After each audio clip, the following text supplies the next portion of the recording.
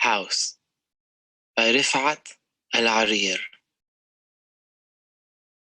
They stood still, absorbing every little detail of their house. They could not tell, despite Salem first being uncertain about his father's plan, if it was seeing their home again after 3 years that gave them both goosebumps. The house was on a little hill overlooking olive and lemon groves that stretched westward, like a hand-woven green carpet extending endlessly and attached to the clear sky of the dawn with nothing but reddish threads of the early day. Their house was finally in front of them. These last steps leading to it, they realized, would be the most perilous, even deadly.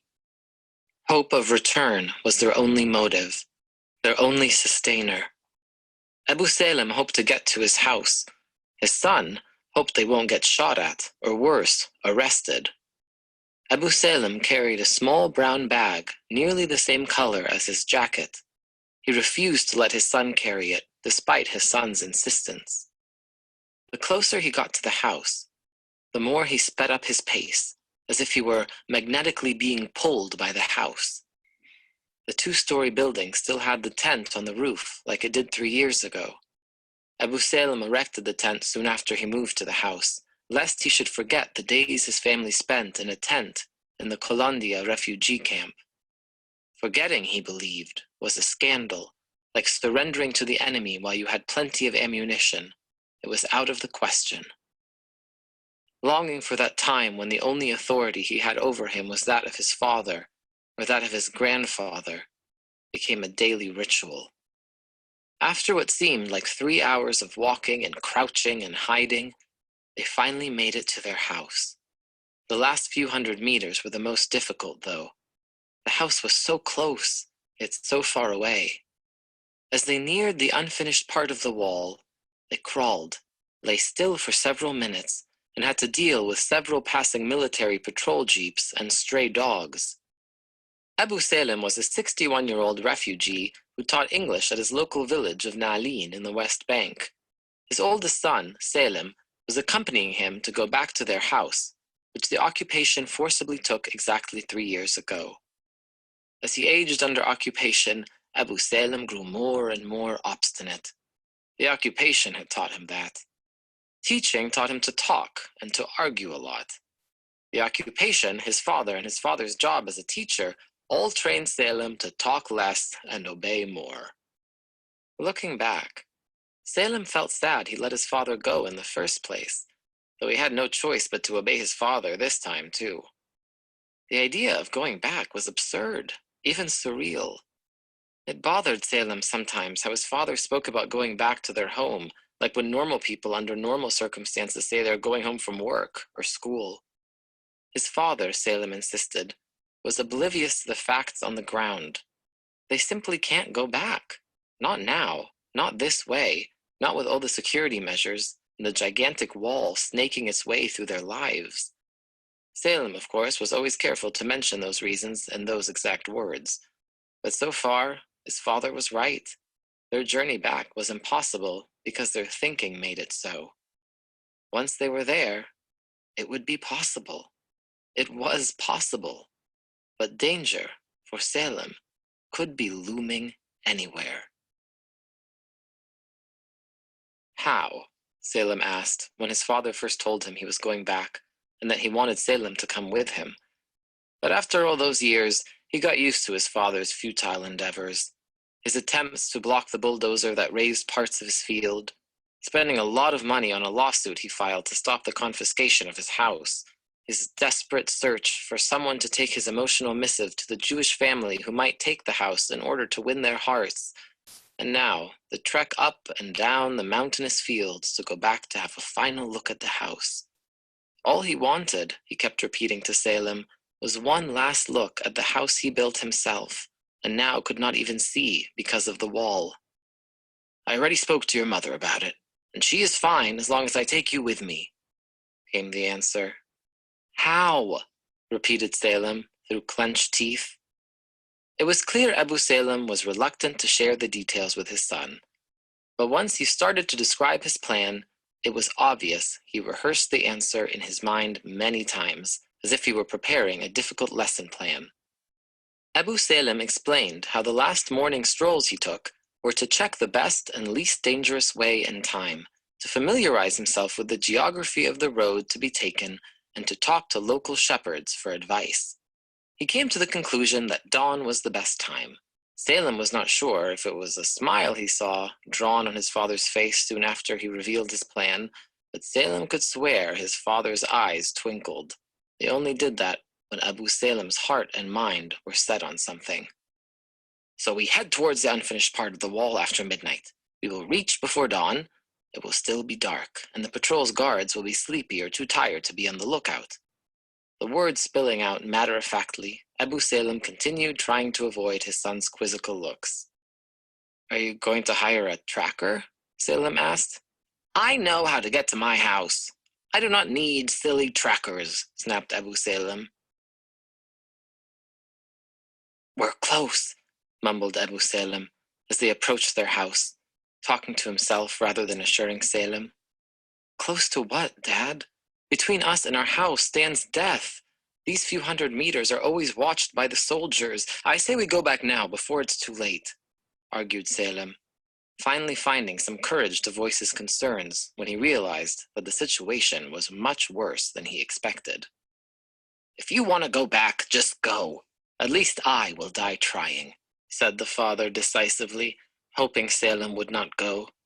Salim did not. But apparently, Abu Salim's plan worked fine. The area was very quiet.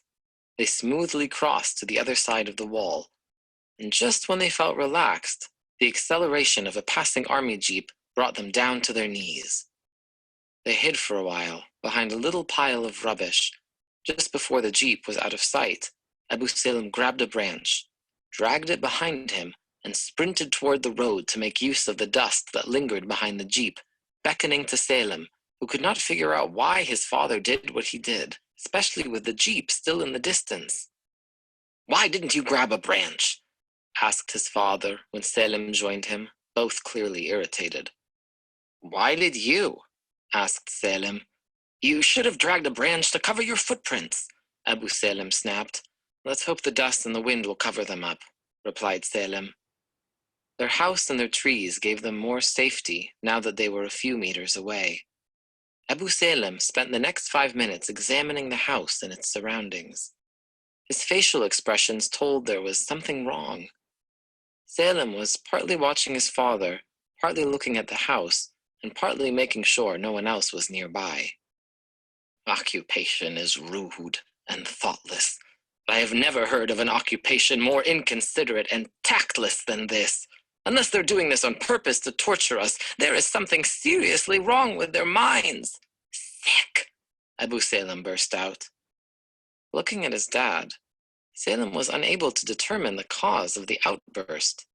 What's wrong? He asked. What's wrong? Nothing is wrong! That's what's wrong! Salim, who was not in the mood for another of his father's temper tantrums, opened his mouth to ask again, but no words came out. The only thing that has kept me from coming back here all these years is the fear I might not recognize my own house. But there is no sign of obliteration. The house stands there just like it did 3 years ago.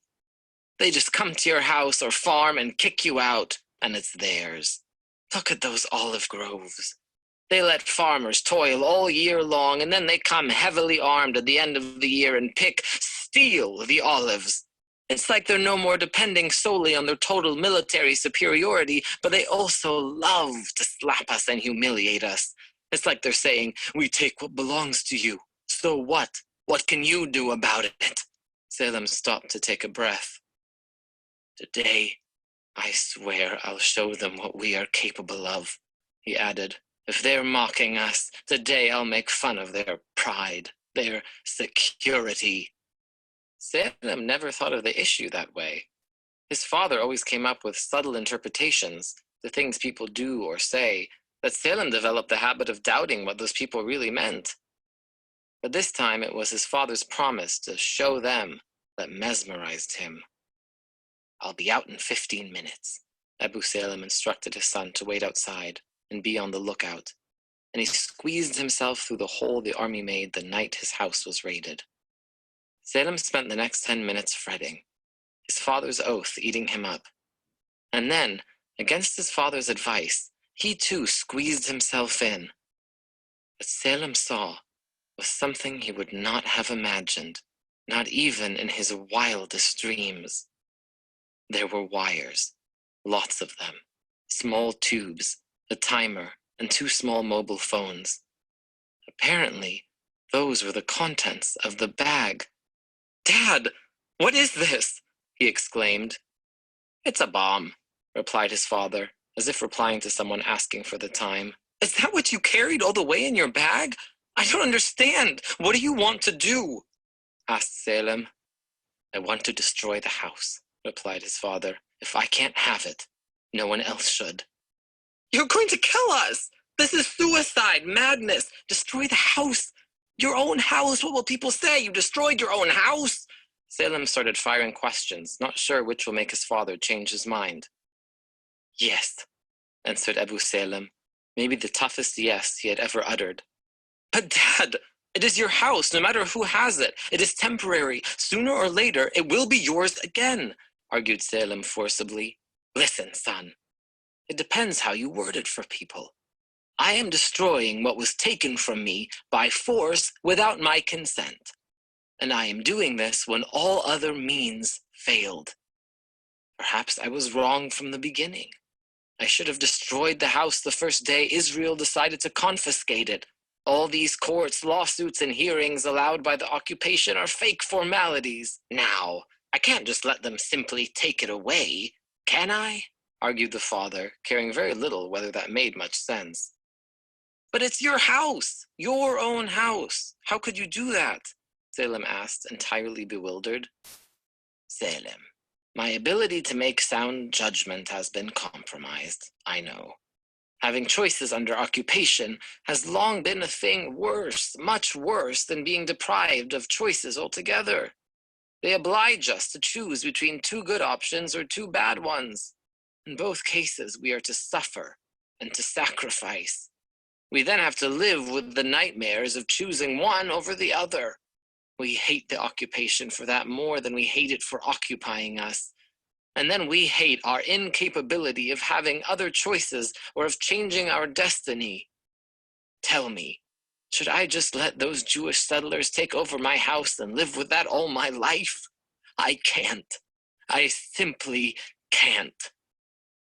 Abu Salem stopped to rethink what he said. He never thought of the conflict that way. The flashes of inspiration this mission had brought him amazed him, probably more than they amazed his son. Only distant sounds of early birds and barking dogs could be heard. Salem was unable to make up his mind, and he was also sure that making his father change his mind is impossible. For a moment, he thought of dragging him out of the house. Instead, he sat down near his father and watched him as he skillfully grouped the parts in a particular order. "Are you sure, Dad?" asked Salem one last time. "I am," interrupted his father, trying hard to control his shaky hands. "Are you sure you know what you're doing?" repeated Salem, expecting the explosives to go off at any minute.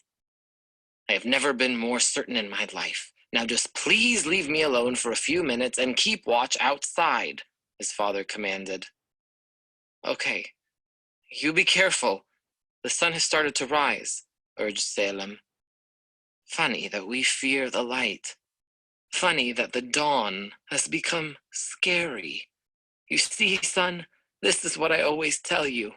They took my house, my history, my roots, and my land. And now look at me. I am destroying it. This can't go on forever. And I can't rely on bastard politicians. Just go," insisted Abu Salem. Salem did not like it when talks with his father turned to politics and politicians. Salem, though he sometimes admitted his father's insight, did not usually like his comments on political issues, let alone talking politics while piecing together a bomb. He lingered for a few seconds, unable to decide what to do next. Finally, Salem muttered something that sounded like, "Take care," and left. After about 15 minutes, his father squeezed himself out and signaled to Salem to move. He was carrying a mobile phone in his left hand and the brown bag, which obviously was empty, on his back. Abu Salem stopped there for a little while to have a last look at the house and the area. The greenery extended as far as his eyes could see. In an instant, they both, dragging small branches of olive trees, made their way carefully but quickly back to where they came from. "Dad, why didn't you leave the bag there?" inquired Salem, sheepishly, after 10 minutes of trotting in silence at the first light of the day. "I cannot leave it behind. If someone saw me carrying the bag on my way here, and does not see it on my way back, he might become suspicious," replied Abu Salem in a manner that told he had given it a lot of thinking, which impressed Salem beyond imagination. "Is it timed or remote controlled?" asked Salem. "We need to be as far from our house as possible," he commented in an afterthought, expecting to hear an explosion at any minute. "Do not worry, we will make it just in time," said Abu Salem. "How big do you think the explosion will be? Will we be able to hear it from here?" asked Salem, with concern clear in his voice. Abu Salem, sensing the anxiety in his son's voice, decided finally to reveal what he actually did inside the house. "There will be no explosion." "What? No explosion? Why? Wasn't that a bomb you put in? Answer me, Dad. You have put us and the whole family through this perilous quest of yours, and we achieved nothing?" No, not that. I put explosives. I just crammed the parts without connecting the wires." "What?" "You are right. It is mad to destroy the house. But I decided to keep the bomb there. I want them to fear, to live in fear. They have to feel that we are breathing down their necks. I want the Israelis to start asking questions," he said, gesturing toward the wall. "Dad, they won't," commented Salem, trying hard to hide his relief but amazed at his father's profundity of thinking and quick wit. "We could have been killed," he said. "Listen, son, the worst thing about occupation is that they do not deal with intentions. That's why occupations are evil. Had they caught me with those explosives, I would have been shot dead. We would have been shot dead. They would not check on our intentions, and if they did, they would not believe us. Occupation is evil. Yes, it steals and damages, but it also teaches people hate, and even worse, distrust. That's why leaving the bomb behind is a message. I can destroy the house, but I do not want to, because I want people to start asking questions about the morality of their position towards us," he elaborated. "You're my son, and the closest to me," said Abu Salem. He stopped to take a breath, but Salem realized his father was rather seeking confirmation, and he quickly nodded eagerly in response, leaning his head a little to the right. "You're my son, and the closest to me. And still, you could not figure out what I really wanted to do. Perhaps you judged me. Perhaps you thought I was crazy." This time, Abu Salem did not take a breath to wait for confirmation. Salem shook his head anyway. "This doubt and mistrust will go on and on until people start asking questions. And when they do, answers will follow." Salem saw his father smile all the way back home.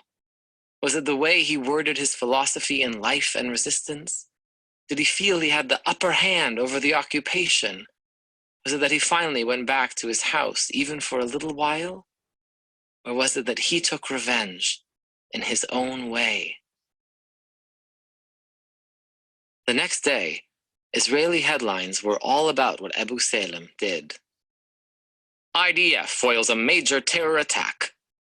Jerusalem. Israeli Defense Forces dismantled on Saturday morning a remote-control bomb they found in a house in the settlement of Neely. No injuries reported. The bomb was so huge, it could have destroyed the whole house, Army sources confirmed.